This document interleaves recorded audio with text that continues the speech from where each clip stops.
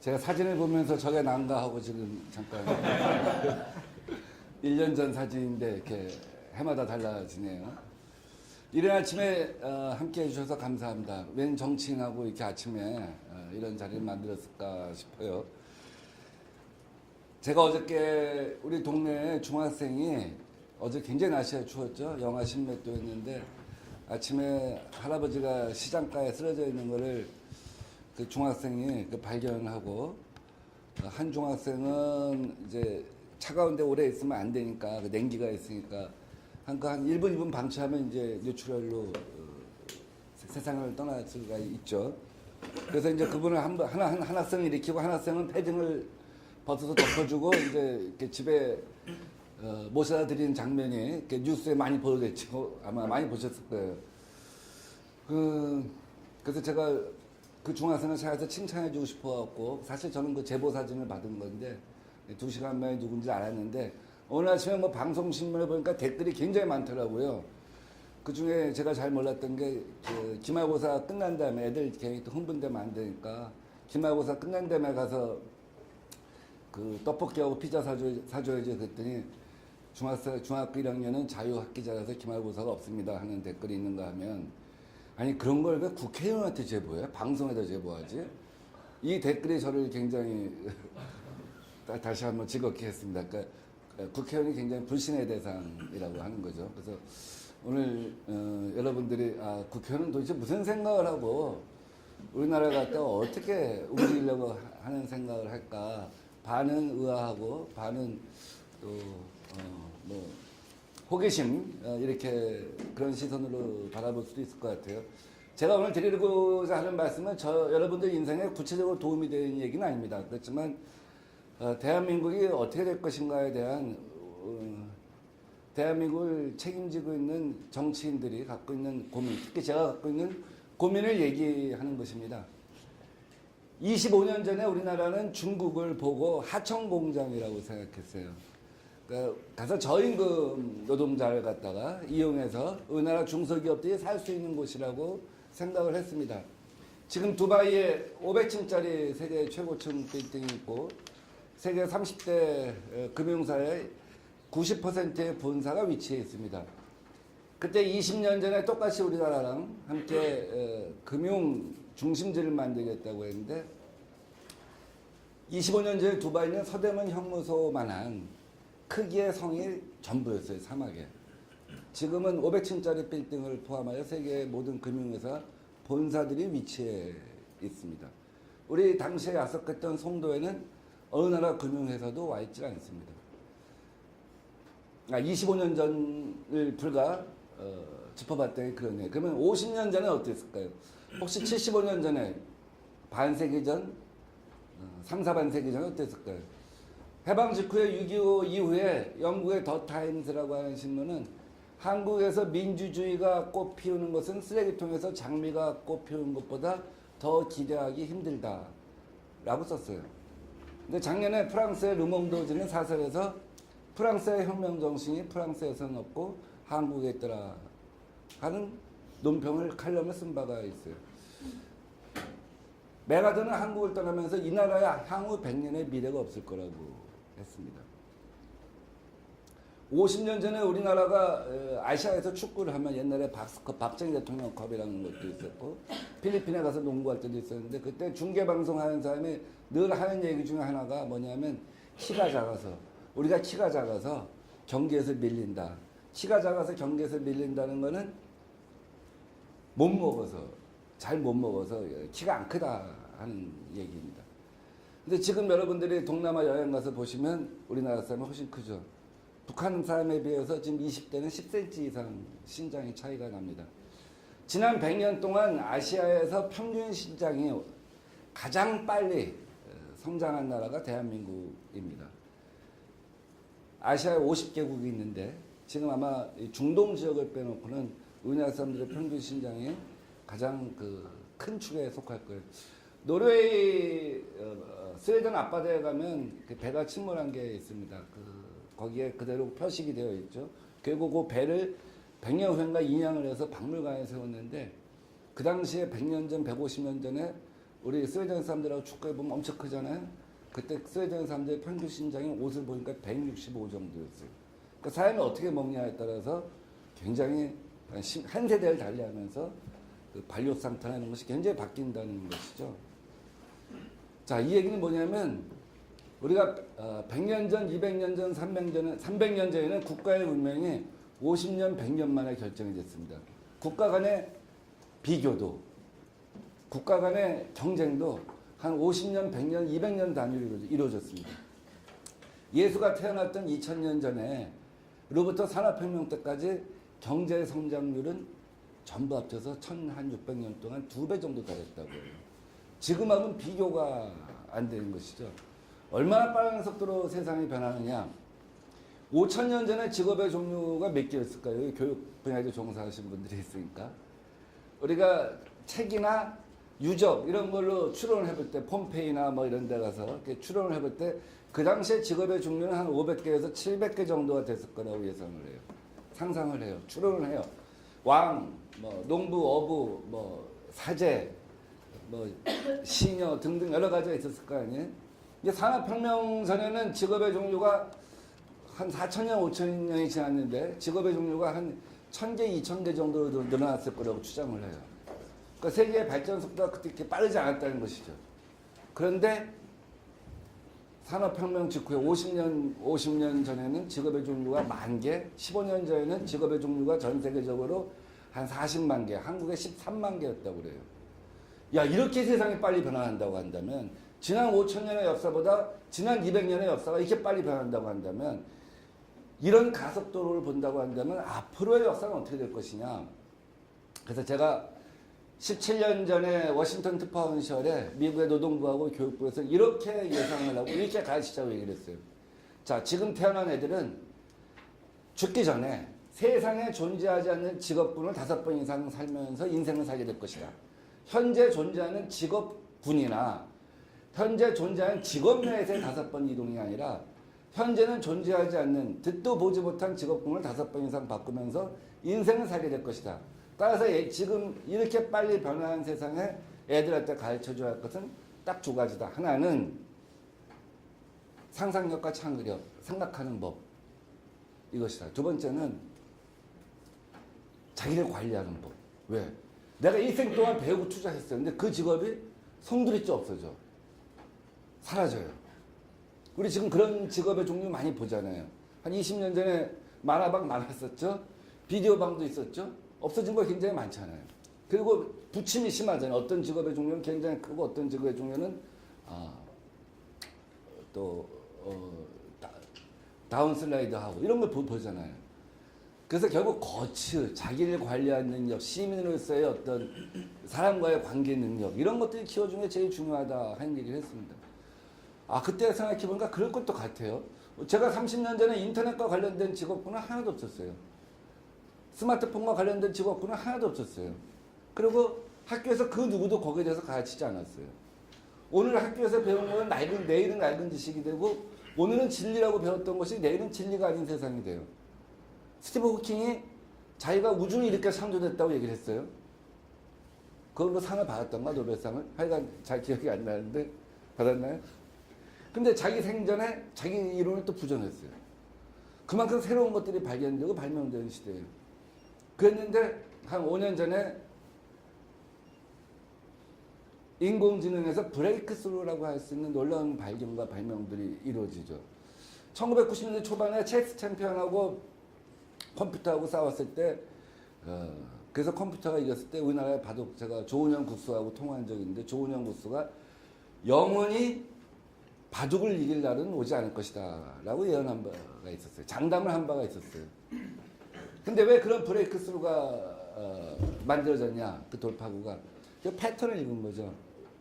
뇌가 어떻게 반응하냐. 우리 고양이라고 할 때, 양이 집사들끼리 양이에 대해서 얘기할 때, 그 양이의 어떤 행동과 패턴에 대해서 얘기를 할 때, 그것이 뇌에 읽히는 그 뇌에, 고양이라고 일반 명사를 얘기했을 때 뇌에 어떻게 반응이 오는지, 그럼 서로 고양이라고 이해하는구나. 그 다음에 고양이를 갖다 특정해서 어떤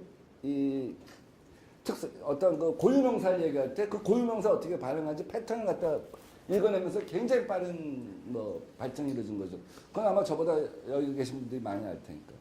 그래서 그 결과로 지금 세상이 4차 산업혁명 시대, 인공지능의 시대에 들어갔다고 해요. 그래서 그런 시대에는 더더욱 또 이렇게 얘기합니다. 아까는 그런 이유로 직업이 엄청나게 팽창한다고 했는데 지금은 세상에 존재하는 직업에 어떤 사람은 절반이 없어질 것이다. 어떤 사람은 70%가 없어질 것이다. 그래서 산업혁명 때 기계 파괴 운동이 일어났던 것처럼 디지털 러다이트, 디지털 파괴 운동이 일어날 것이다. 라고 예언하는 사람도 있어요. 미래의 유망한 직업, 직종, 뭐라고 하요? 지금 우리 화이트 칼라, 블루 칼라 뭐 있었잖아요. 그레이 칼라. 근데 블랙 칼라가 미래에는 굉장히 유망한 직업일 거라는 얘기를 해요. 블랙 칼라 처음 들어보는 얘기시죠? 블랙 칼라, 스님, 예수님, 신부님, 법관, 정치인 뭐 등등등등. 왜? 굉장히 세상이 만약에 정말 직업이 이렇게 많이 없어진다고 한다면, 그리고 사람들이 굉장히 소일거리가 없어진다고 한다면 정신적으로 굉장히 어려운 시기에 부딪힐 수가 있잖아요. 늘 상담하는 사람이 필요할 수 있잖아요. 그 다음에 제가 임의로 만들어 보면 말이죠. 레드 칼라, 엔터테인먼트. 사람 늘 즐겁게 해주는. 많은 걸 기계가 대신하게 된다고 한다면 사람들의 그런 것을 누가 대체할 것이냐. 이렇게 전망을 하는 사람들이 있는데 저는 그렇게 비관적으로 보지 않아요.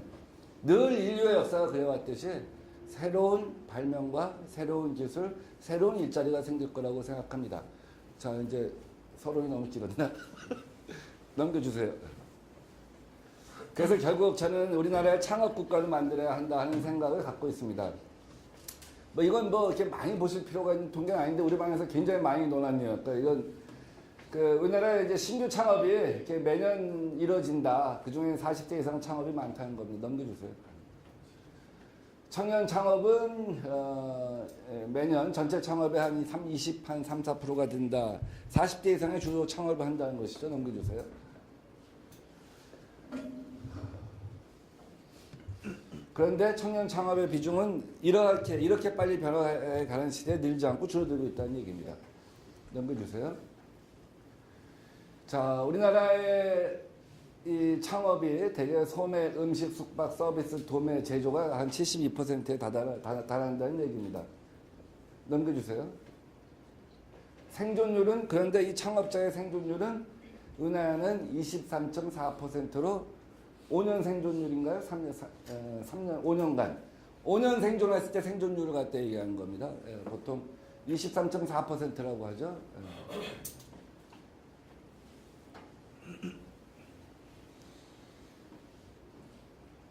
한국의 창업활동 국제 대비를 해보면 우리나라가 전체적으로 세계적으로 청년 창업에 있어서 굉장히 후순위에 차지한다. 전체 64개국 중 기업가 정신 모니터에서 보면 한 62위 정도를 차지한다는 거죠.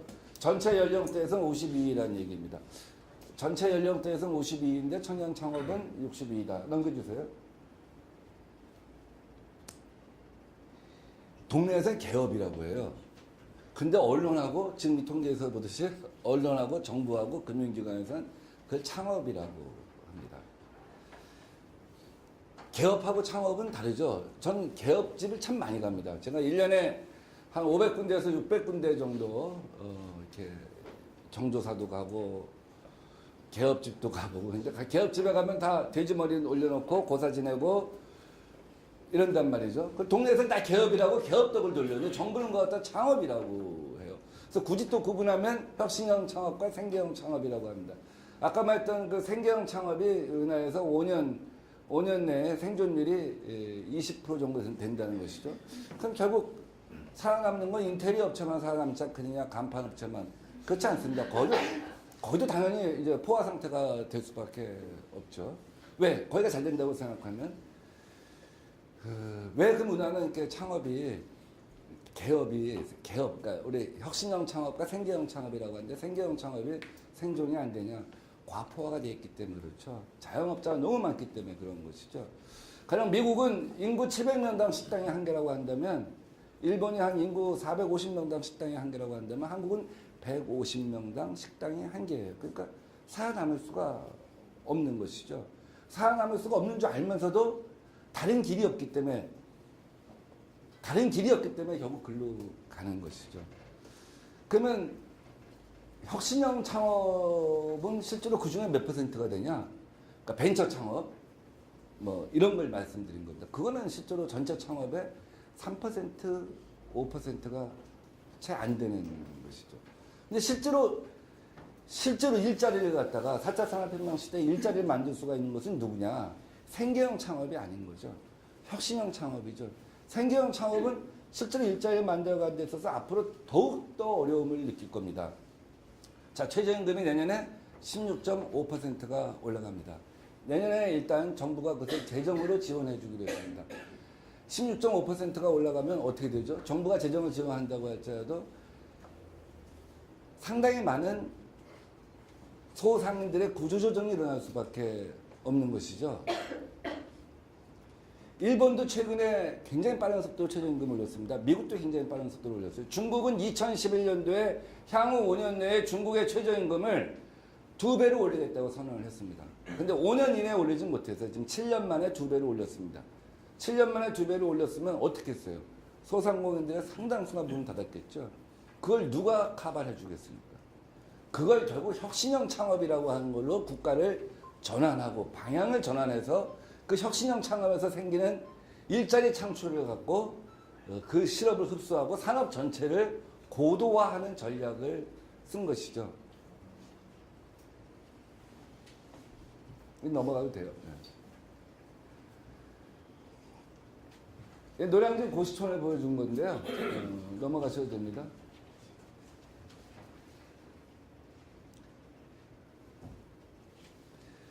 여기 많은 분들이 계신데 청년들이 굉장히 힘들다고 하죠. 서울 같은 경우 청년 주거 빈곤 주거 비율이 17%가 되더라고요. 빈곤 주거 비율이라고 하는 건 뭐냐면 독립된 화장실이 없거나 독립된 주방이 없거나 또 뭐죠? 독립된 샤워룸이 없거나 하는 경우를 얘기한 거예요. 물론 여기서 대학교 기숙사는 제외하고 하는 얘기입니다. 청년들이 굉장히 힘들어하는 것 같아요. 서울은 세계적으로 굉장히 드문 도시입니다. 그날의 상위 20%의 대학이 한 도시에 모여 있는 경우는 아마 대한민국 서울밖에 없을 거예요.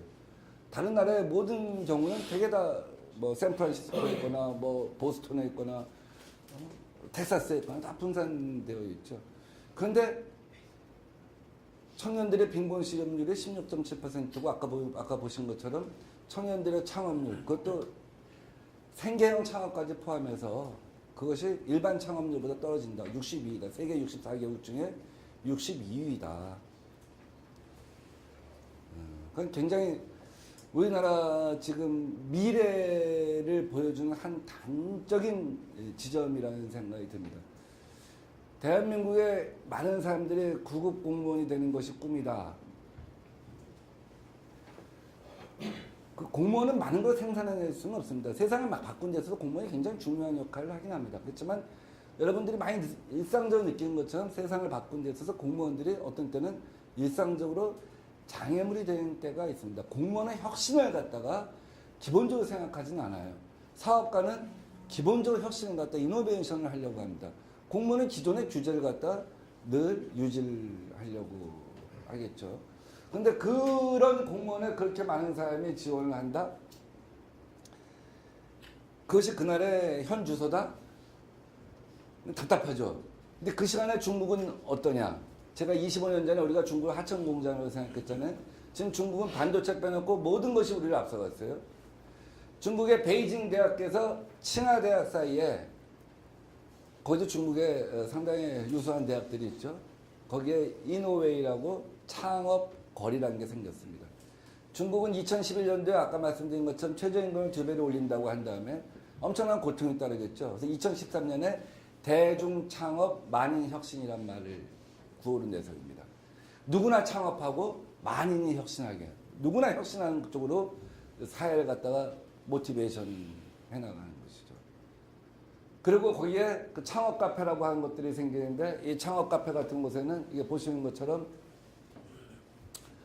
그냥 늘 뭐 중국의 시안 저 시골에서 온 친구가 와서 베이징 상하이 대학 나온 애들이 한 얘기를 들으면 신기할 거 아니에요. 그래서 아이디어도 없고 서로 다른 DNA를 가진 친구들이 만나서 교류하고 한 3만 원만 내면은 1년 내내 저 2층, 3층, 4층에 개인 오피스를 갖다가 사용할 수가 있고 서로 다른 DNA가 만나게 해주는 것이죠. 교류하게 해주는 것이죠. 그리고 대학생들이 창업을 하면 모든 세금이 면제가 됩니다. 우리나라는 대학교마다 창업단지가 있습니다. 한 10개 내지 한 20개 창업센터가 있죠. 근데 그 관리비를 낸다는 이유로 1년 정도는 대학교에서 무료로 운영을 하게 하고 졸업을 시켜주는데 관리비를 낸다는 이유로 대학교에 세금을 부과합니다. 근데 중국은 대학생 창업과 관련해서는 일체의 세금이 없습니다. 그 얘기는 뭐냐면 대학생들 창업하라는 거죠. 창업을 해야지만 세상이 자기 것이 된다 하는 겁니다. 중국이나 이스라엘이나 유럽이나 세상의 많은 나라에 이 4차 산업혁명 시대를 일고 있는 대학에서 이렇게 가르칩니다. 유수한 대학의 졸업생들을 졸업한 학생들을 향해서 너희는 세상에 좋은 직장을 차지하려고 하지 마라. 세상에 있는 좋은 직장을 뺏으려고 하지 마라. 너희는 세상에 좋은 직장을 만들어라. 이렇게 가르칩니다. 우리나라는 이른바 무슨 대학이 세상의 모든 직장을 독차지하고 있습니다. 극명한 대비인 것이죠. 넘겨봐.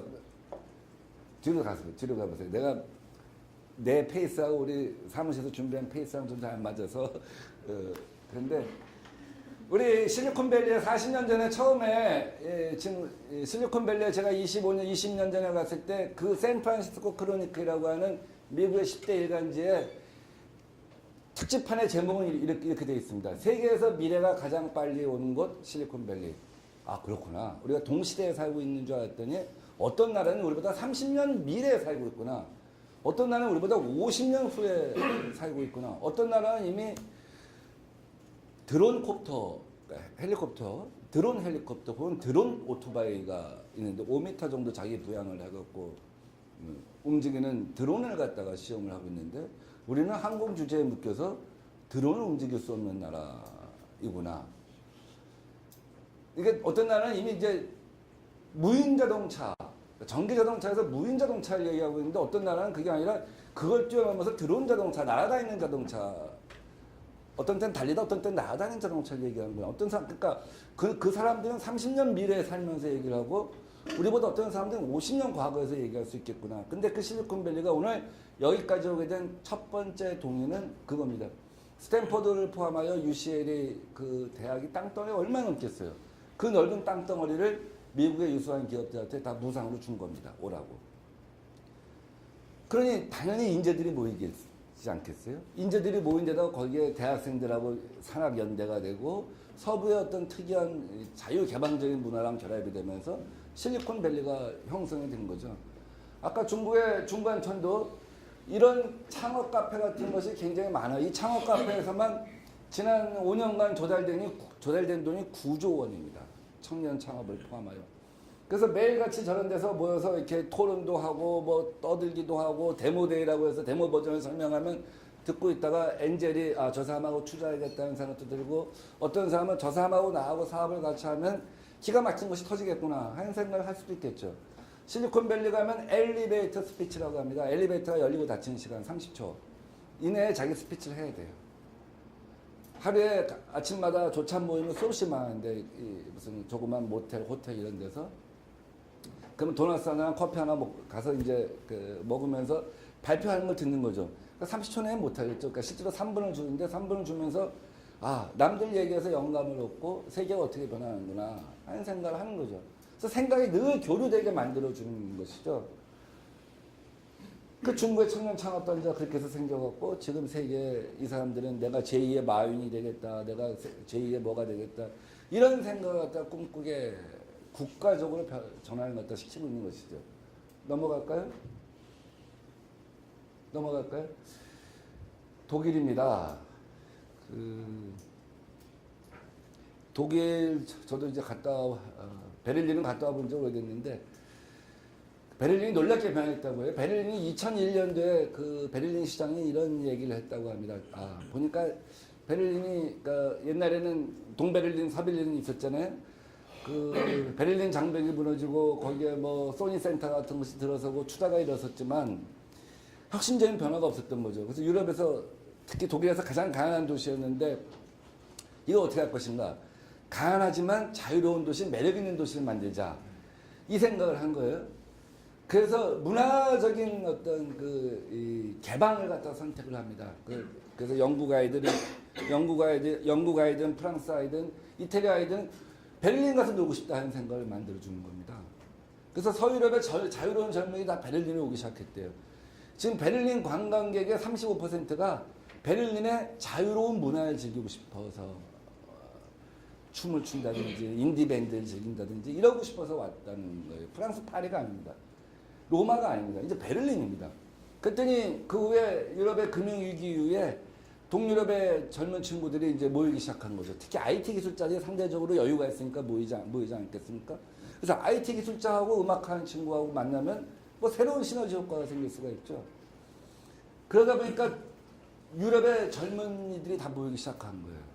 서로 다른 DNA, 서로 다른 생각, 서로 다른 꿈을 갖고 있는 친구들이 모여들기 시작하고 인재가 다 모이니까 유럽의 다국적 회사 본사들이 다 이리로 모여들었습니다. 여기도 한 십몇 년 만에 커다란 변화가 일어난 것이죠. 넘어갈까요? 이스라엘은 우리랑 비슷했습니다. 한 50년 전만 해도 이 사람들은 공무원이 되는 것, 의사가 되는 것, 변호사가 되는 것이 꿈이었습니다.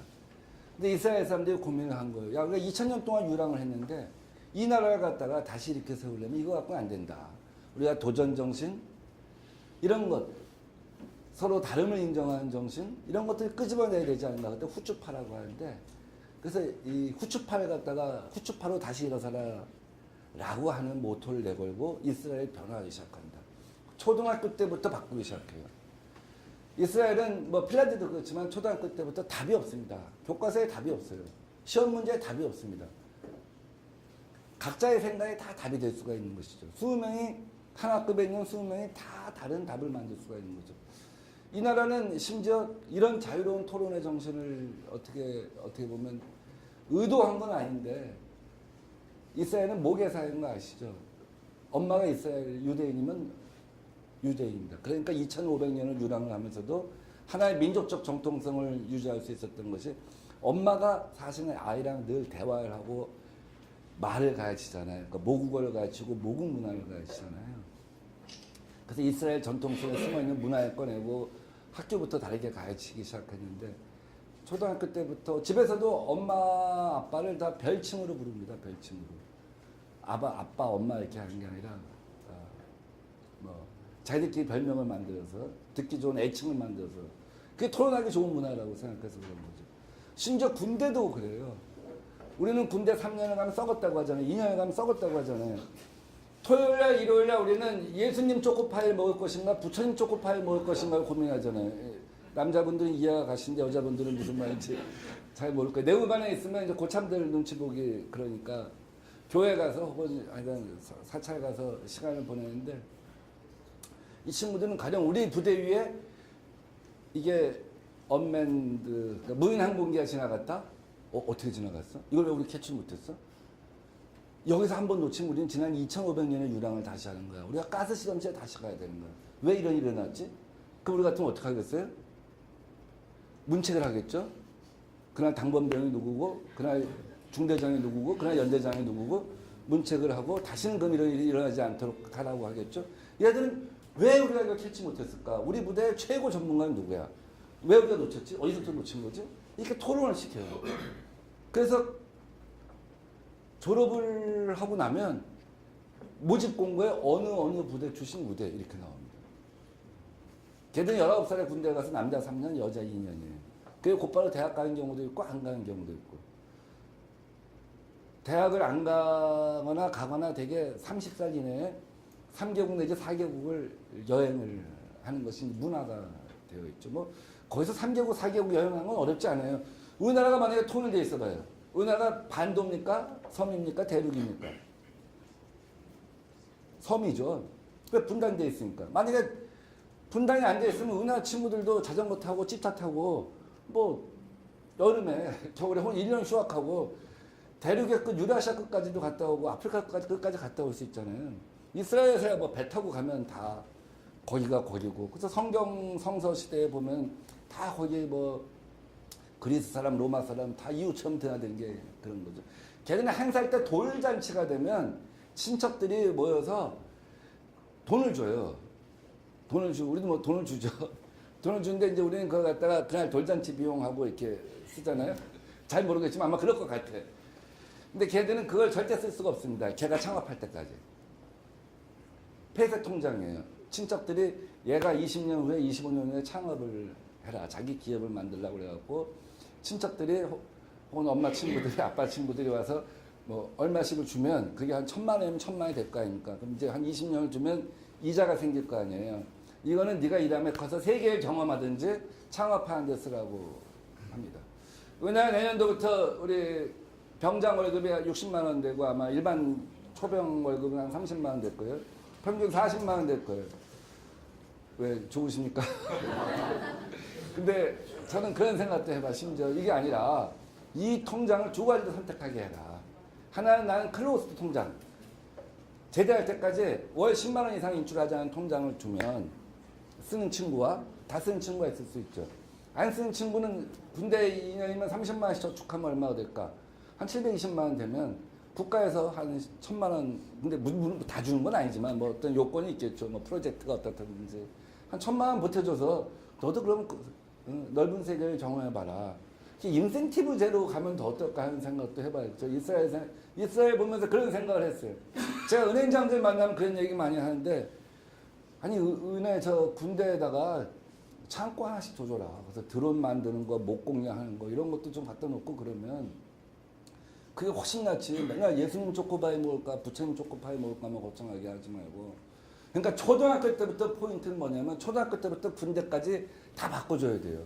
우리나라 사람들 보고 다 창업하라고 하면, 아니 대학에서 배운 것도 현장에서 연결되는데 1년 6개월에 갭 정도가 생기는데 무조건 창업하라고 하면 너무 두렵죠. 어렵죠. 연대 보증해야죠. 부모님 걱정 끼쳐야죠. 나고자 되죠. 그러니까 초등학교 때부터 늘 주변에 가면 창고가 있고 실험실이 있고 화학관이 있고 이래야 되는 거죠. 제가 시라큐스라고 하는 대학에서 한 1년 있었는데 5대5 옆이에요. 크지 않은 대학, 크지 않은 도시죠. 중소도시인데 한 40만 명 규모 도시인데 거기 모스트라고 한 게 있더라고요. MOST. 뮤지엄 오브 사이언스 앤 테크놀로지인데 그게 미국에 400개 체인이 있어요. 그 박물관이, 과학관이. 그래서 전시를 돌아가면서 해요. 근데 가서 놀란 게 뭐냐면 그 당시에 우리나라 최고 큰 과학관이 창경궁 옆에 있는 과학관인데 지금은 휴관을 했습니다. 이제 리모델링 하려고. 그거에 뭐 전시물이 몇 배가 되더라고요. 근데 그게 미국에 그런 중소도시만 도는 게 400개야? 거기다 워싱턴에 스미소니안 이것까지 다 합치면 도대체 뭐야? 얘네들은 늘상 이런 모양 부딪히고 살아?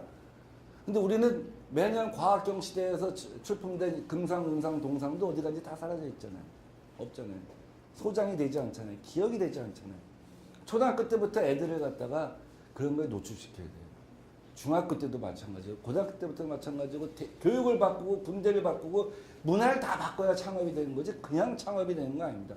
그냥 창업하라고 하면 결국 할 수 있는 게 뭐가 있겠어요. 미장원, 네일 아트샵, 아까 말했던 우리나라에서 정부가 얘기하는 창업이라고 얘기하는 거 사실은 개업인데 떡볶이집, 분식집, 부모님한테 돈 빌려서 이거밖에 할 수가 없잖아요. 왜 안 되는 걸 되게 해요? 왜 안 되는 걸 국가가 몰아붙여서 청년들을 불행하게 하냐고요. 생존율이 20%밖에 안 되는데. 결국 국가가 할 수 있는 거는 창업 국가를 갖다 만들어서 그걸로 성공한 기업들을 만들어서 그것을 일자리를 갖다 계속해서 창출하는 것이 길이다라는 생각을 해요. 넘겨볼까요? 뭐 영국 얘기는 넘어갈게요. 영국 얘기 넘어갈게요. 자, 이 세계 20대 도시를, 그러니까 세계 여러 나라가 다 창업 생태계를 만들려고 해요. 훌륭한 생태계를 만들려고 해서 쭉 비교를 해본 거에 보면 1위가 실리콘밸리예요. 2위가 런던이에요. 뭐 아마 3위가 지금 베를린쯤 될 것 같고 4위가 뭐 아까 베이징 같은데 7위가 베이징 같은데 될 거예요. 20위가 그 인도의 인도 도시인데 생갈인가 아니면 뭐잘 기억이 안 나는데 한국은 없죠. 한국은 지금 4차 산업혁명 갖다 일으키겠다고 선언했습니다. 대통령이 직접 선언하고 규제 완화를 하고 규제 샌드박스 갖다 도입하겠다는데 규제를 과감히 없애겠다는 거죠. 지금까지 이런 겁니다. 포지티브 규제를 했어요. 근데 앞으로는 네거티브 규제를 하겠다는 거죠. 포지티브 규제는 뭐냐면 요거는 된다는 거예요. 포지티브 된다. not. 그러니까 do를 갖다가 열거한 거죠. do를 열거했는데 어떻게 되겠어요? 4차 산업혁명을 우리가 걸어보지 못한 길이에요. 농업혁명은 500년 동안이기 때문에 do를 해놓으면 돼요. do. 이것만 하면 된다.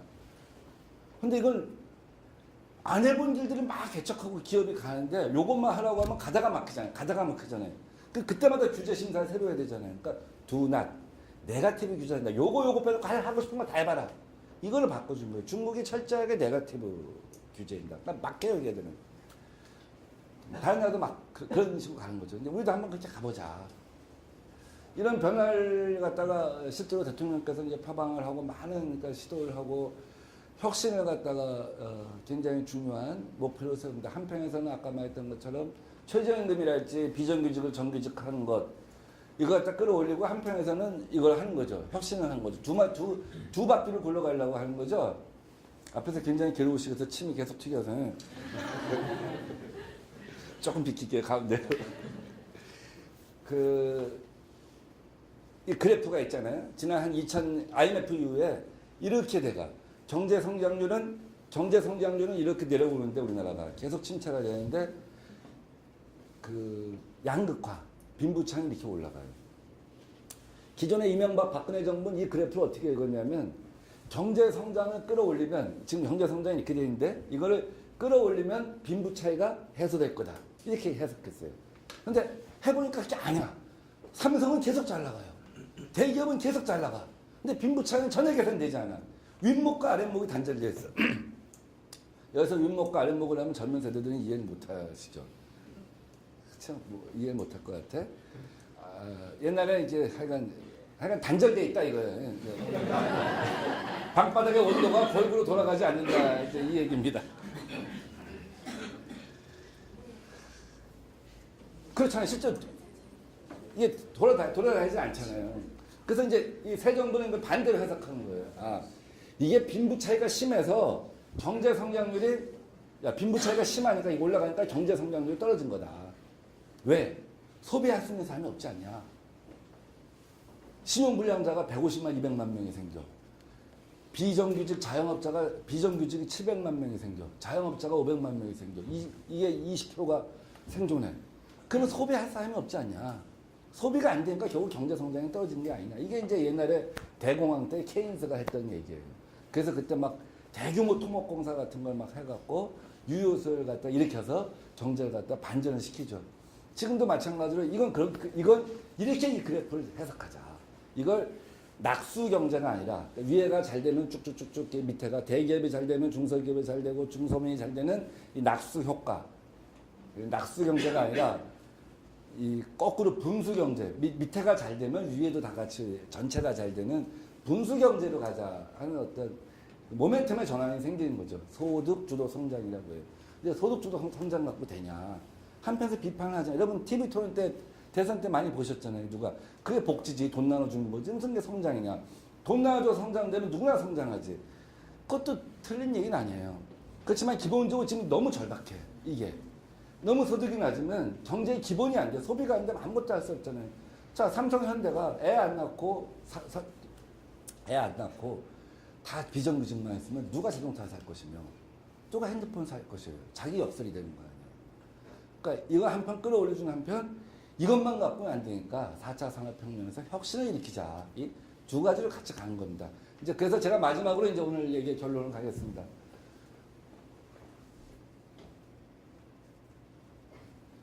내년도에 우리나라 이제 6월 13일에 중요한 지방선거가 있습니다. 노무현 대통령은 우리나라를 지방 분권 도시로 가자. 경제도 우리 정치 민주화 여러분들 익숙하시잖아요. 이제 체험하잖아요. 촛불 이런 걸 통해서 경제 민주화도 지금 사실 많은 체험들이 있어요. 과거에는 대기업이 잘 되면 내가 잘 된다고 생각했어요. IMF 때 여러분들 20년 전에 여러분 부모 세대는 이렇게 생각했어요. 대기업이 망하니까 국가가 부도나니까 이렇게 생각했어요. 야, 국가가 그동안 날 이렇게 먹여 살려주고 경쟁 이만큼 일으켜주고 대기업이 나도 이만큼 먹여 살려주고 내 아들 딸 취직시켰지. 그러니까 내 금을 모아서 집에 있는 아들 돌 내 결혼식 반지까지 다 모아서 내놔갖고 그걸 위기를 극복했어요. 그 당시에는. 그런데 지금은 그렇게 생각을 하질 않아요. 그건 그들의 위기고 나는 별개의 삶을 살아가고 있다고 생각을 하고 있어요.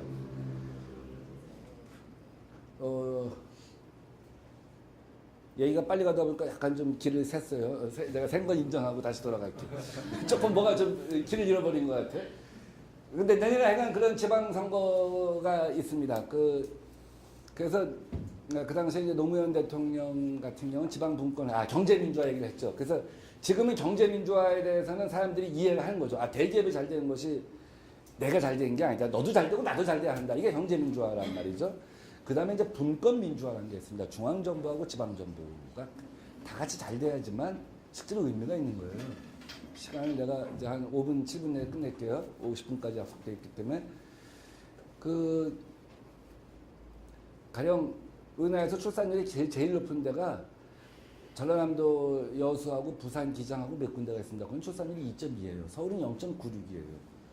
그러니까 지방이 자기한테 맞춰갖고 정책을 펼쳤을 때 더 효율적인 정책이 될 수가 있는 것이죠. 중앙정부는 저출산 문제 해결하기 위해서 할 수 있는 건 똑같아요. 다 아동수당 똑같이 10만 원 준다. 누리과정 국가에서 얼마씩 지원해준다. 중앙정부는 맞춤형 정책을 할 수 있는 게 아니라 일반화된 정책을 갖다가 하는 것이죠. 결국 지방이 자기한테 맞춰서 뭐가 돼야 하는 거죠. 그래서 내년도에 우리 노무현 대통령은 지방 분권을 갖다 10년 전에 얘기를 했고, 근데 그것이 좌절됐죠. 헌법재판소에 의해서 우리 관습헌법상 수도는 서울이다. 관습헌법에 우리 500년 한양의 도읍이 정해진 이래 사람들의 마음에 대한민국 수도는 서울이라는 생각이 있다는 것이죠. 헌법에 명문화되어 있지 않아도. 그래서 이제 그때 수도 이전을 갖다 못한 것이죠. 행정부만 가 있어요. 근데 세상에 행정부하고 입법부가 3시간 떨어져 있는 나라는 없죠. 입법부가 갑이에요? 행정부가 갑이에요? 국회의원이 갑이에요? 장관이 갑이에요? 국회의원이 갑이잖아요. 그러니까 국회의원이 부르면 와야 돼요. 그 왔다가 A랑 국회의원이 불러서 10시에 왔다가 B랑 국회의원이 오후 2시에 부르면 장관, 차관은 일을 할 수가 없어요. 그 1급, 2급, 3급, 4급이 다 똑같아. 이런 비율은 없어요. 그냥 하나 합쳐줘야 되는 거예요. 첫째는 그런 이유고, 둘째는 애초에 그렇게 해서 우리가 전국을 균형 발전시키자고 하는 그런 상징인 거예요. 세종이라고 하는 행정도시를 만들겠다고 하는 것은 우리나라 갖다 국토를 균형 발전시키겠다는 의지의 압축적인 현시화라고 볼 수가 있는 것이죠. 그래서 이제 그걸 이제 완성을 해야 되는데 내년에 이런 중요한 이슈가 있습니다. 그것도 이제 헌법 개정을 통해서 할지 뭐 법률을 통해서 할지는 모르겠어요. 그러나 전체적으로 사람들의 인식이 바뀌어 가는 거죠. 그러면 뉴욕은 경제도시, 워싱턴은 정치도시, 본은 정치도시, 베를린은 경제도시가 되는 것처럼 대한민국도 그럼 경제의 활력을 서울에서 다시 한번 찾아야 되지 않냐. 대한민국 서울이 사는 것은 대한민국이 사는 것이다. 서울을 어떻게 살릴 것이냐. 테헤란밸리? 서울은 무엇을 먹고 살죠, 여러분? 관광으로 먹고 사나요? 작년에 서울에 1200만 명 외국인 관광객이 왔어요. 재작년에. 작년에. 사드 때는 올해 이제 많이 줄었고. 그게 태국이, 방콕이 한 해 2천만 명이 옵니다.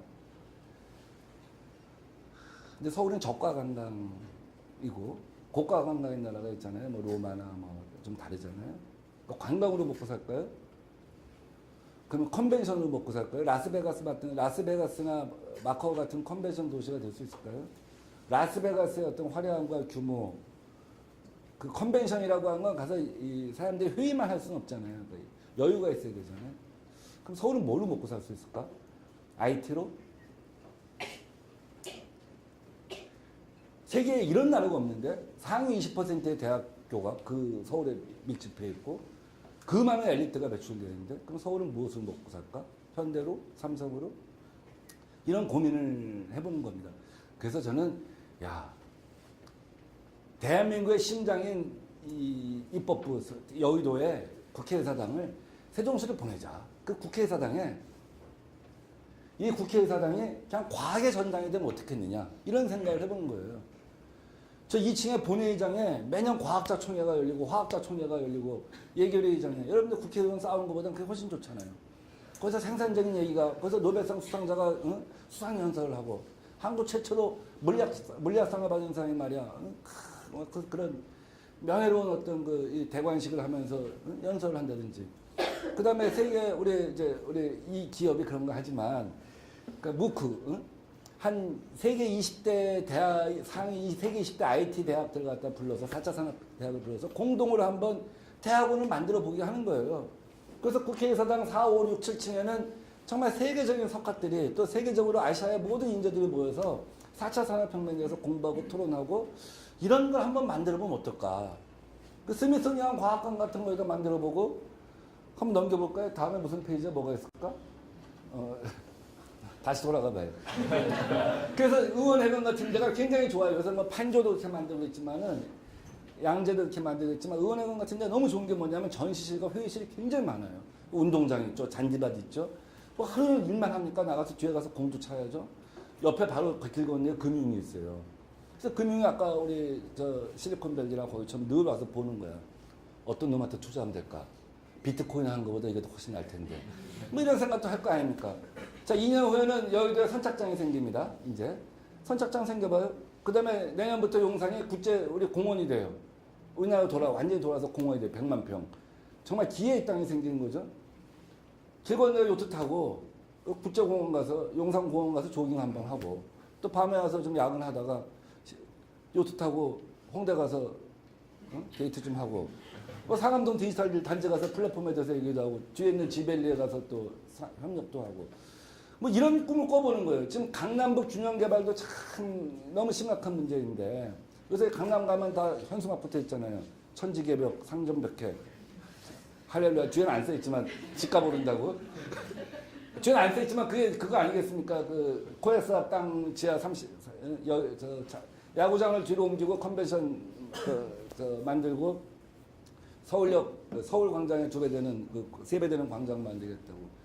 근데 한번 이렇게 해서 강북권도 개발하고, 대한민국의 심장을 바꾼다. 대한민국의 심장을 바꿔서 창업국가에 성한다고 한다면 여러분들이 걱정하시는 규제 문제랄지 이런 것도 달라질 것이고, 그런 정도의 의지로 한다면 아까 말했던 것처럼 초등학교 교육과정도 바뀔 거고, 군대의 문화도 바뀔 거고, 모든 게 바뀌지 않겠는가. 물론 판교에 테크노밸리 있습니다. 양재 RNC도 있습니다. 조금씩 다르지만 이런 대한민국의 심장을 바꿔서 새로 우리나라가 다 바꾼다 하는 그런 선언, 그런 걸 통해서 한다고 한다면 그것이 결국 우리가 산업화에 성공했듯이 민주화에 성공했듯이 정부화에 성공했듯이 이제 4번째 도전, 정부와 지능화 4차 산업혁명에서도 성공하지 않겠냐 하는 생각을 해봅니다. 그래서 다시 한번 정리해서 이제 최종적으로 말씀드리면 유럽에 혹은 독일에 사는 사람들은 이렇게 얘기합니다. 우리는 조금 더 따뜻한 미래에 일찍 도착해 있습니다. 실리콘밸리는 우리는 세계에서 가장 빠른 미래에 살고 있습니다.